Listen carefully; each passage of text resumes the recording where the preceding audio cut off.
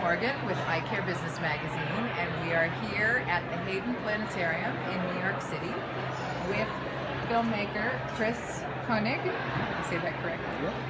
And we are at an event for ZEISS lenses here tonight, and it's during Vision Expo East here in New York City. And they have just screened Seeing, correct? Correct.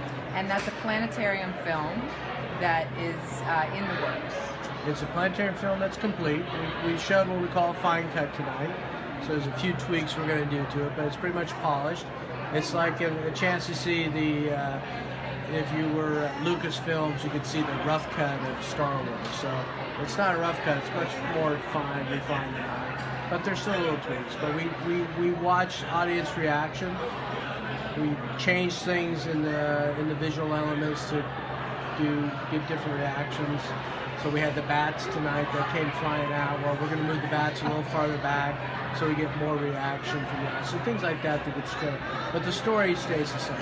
That's great. And this was the first time that you've seen it in the planetarium on format. the full dome and in the world's foremost planetarium. Absolutely. So it was great. And what was your feeling? Were you happy with it? Happy with the result of the film? I'm quite pleased. You know, filmmakers are never totally happy with their product, but I'm happy that we have, and I'm really pleased with the response. That's great. Well, can you tell us just a little bit about the focus of the film and what the message is? Well, I'm going to step back a little bit to give you a broader view of the project. So there's Seeing, which is one component in an overall project called Sight. Sight is an initiative that we bring in a documentary that'll go out on public television stations on World Sight Day on October 13th.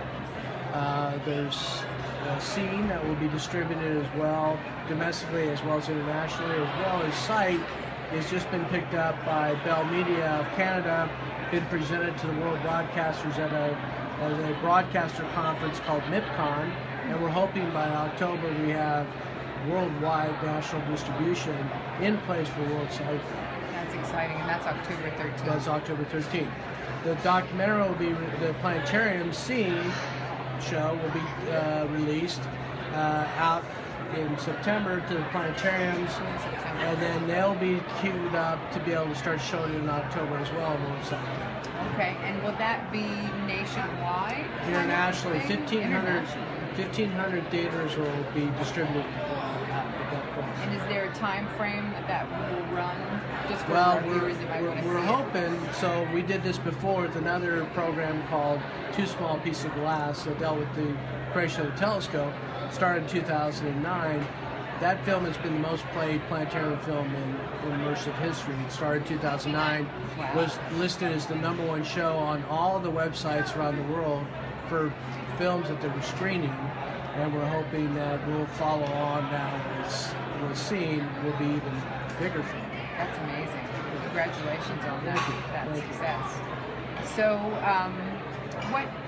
how would you explain the focus of the film? Is it to educate people about vision and sight and the importance of sight, or what is the goal? It's everything, right? So, first of all, it's the individual. So the main threads of the program are the science, technology, medicine, and humanity of sight.